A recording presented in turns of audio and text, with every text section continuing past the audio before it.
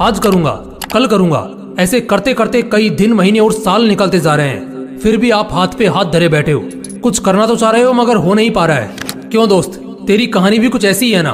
तेरे सपने तो बड़े बड़े हैं, तुझमें उन्हें पूरा करने की चाहत भी है, पूरा कर भी सकते हो, मगर मोबाइल, लड़की और सोशल मीडिया जैसे डिस्ट्रैक्शंस तुम्हारी आंखों पर धूल झोंक रहे हैं और तुम और तुम्हारे सपनों के बीच दीवार बन के खड़े हो रहे हैं। अगर तुम्हें इस दीवार को पार करके सपनों की उड़ान भरनी है तो इस वीडियो को बगैर एक सेकंड भी स्किप किए पूरा देखना, क्योंकि इस वीडियो में तुम्हें कुछ ऐसा पता चलने वाला है जिससे तुम्हारी कई महीनों से चलती आ रही समस्या मात्र 21 दिनों में ही समाप्त हो जाएगी और तुम सभी को पीछे छोड़कर अपना सपना पूरा करने की दौड़ में आगे निकल जाओगे। आप सोच रहे होंगे 21 दिन ही क्यों, 25 दिन भी तो ले सकते हो, 30 दिन ले लो या 20 दिन ले लो, राउंड फिगर में बात करो ना। दोस्तों, ऐसा है कि 1950 के दशक में मैक्सवेल मॉल्ट्ज नाम का एक लेखक था जिसने अपनी किताब में 21 दिन की साइकोलॉजी एक्सप्लेन की थी। उस एक्सप्लेनेशन का सार था कि 21 दिन ही वो टाइम लाइन है जिस टाइम लाइन में तुम अपनी आदत बदल सकते हो और दुनिया भर के डिस्ट्रैक्शन में फंसे इंसान से खुद एक अट्रैक्टिव इंसान बन सकते हो। तो इसके लिए सबसे पहला टास्क है नंबर 5, डिस्ट्रैक्शंस को अलविदा कह दो। दोस्तों, 21 दिन का यह टाइम पीरियड आपके लिए सिर्फ एक टास्क ही नहीं है, ये एक जंग है जिसे जीतने के लिए आपको सबसे पहला काम ये करना है कि सभी डिस्ट्रैक्शंस को टाटा गुड बाय कह देना है। मोबाइल का यूज बिल्कुल कम करना है। कम से मेरा मतलब है आप मोबाइल तभी यूज करोगे जब आपको उसकी सबसे ज्यादा जरूरत है, और उससे भी पहले आप एक काम करो, अपने मोबाइल से इंस्टाग्राम और फेसबुक जैसी सभी तरह की सोशल मीडिया एप्स को डिलीट कर दो, ताकि बांस भी नहीं रहेगा और डिस्ट्रैक्ट करने वाली बांसुरी भी नहीं बजेगी। दोस्तों, ये सोशल मीडिया डिस्ट्रैक्शन ही है जिसने आपको सपनों की उड़ान भरने से रोक रखा है, आपको जकड़ रखा है। इस जकड़ से अगर बाहर निकलना है ना तो इस जकड़ को तोड़ना होगा। मानता हूँ कि ये आपके लिए आसान नहीं होगा, बार बार मोबाइल की ओर हाथ जाएगा, पर आपको आपकी विल पावर के दम पर उसे जाने से रोकना है। बस 21 दिन उसे रोक के रखो और 21 दिन बाद रिजल्ट देखो। Number 4, wake up early in the morning. आपको हंसी आ रही होगी कि सपना पूरा करने के लिए सुबह 4 बजे उठने की क्या जरूरत है ना।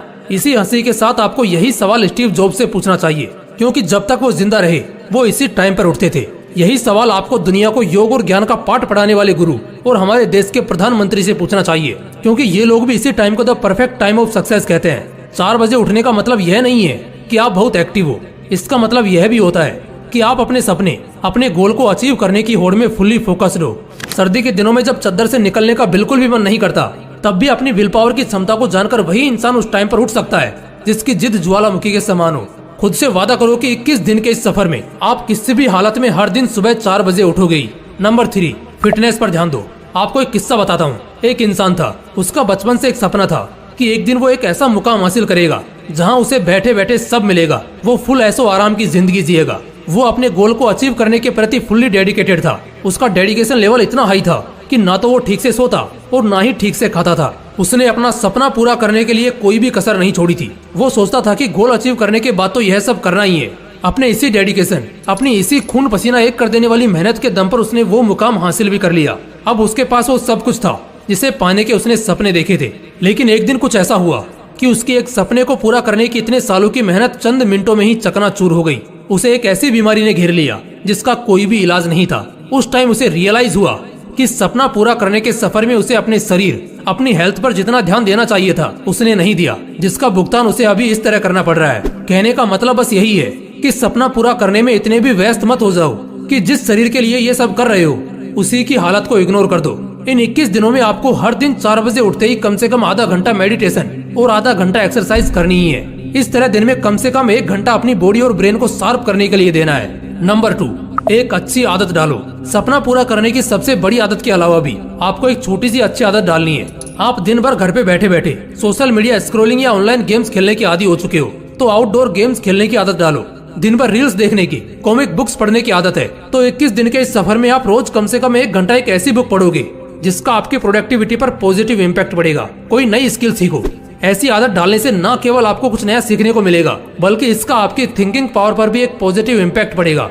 ये आदतें आपको दिन भर एनर्जेटिक रहने में मदद करेंगी। 21 दिन बिना किसी एक्सक्यूजेस के आपको ये डेली करना है। Number 1, self control.